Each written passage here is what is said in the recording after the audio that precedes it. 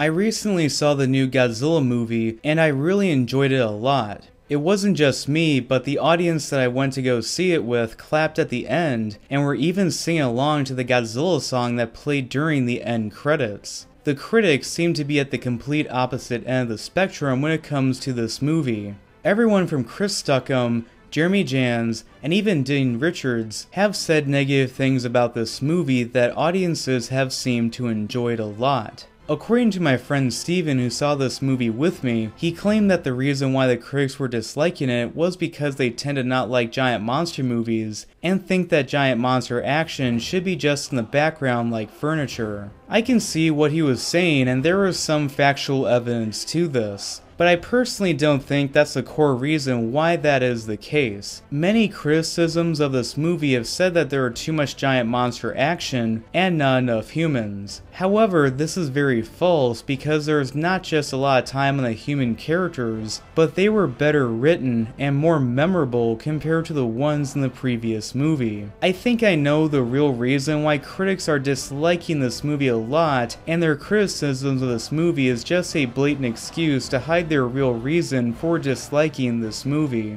The likely reason why critics are disliking this movie is because of the fact that the villains of this movie are using topics such as climate change and overpopulation to justify for genocide on the human race. Although Godzilla is seen as an equalizer to balance nature, the fact that they showed these kinds of people in a negative way was enough to let their bias to get the best of them. I mean, if the villains of this movie were greedy businessmen who were pro-gun, then critics would likely be drooling over this movie. Bias is something that has become more obvious now, and this is one of the many movies that shows how painfully out of touch mainstream critics have become.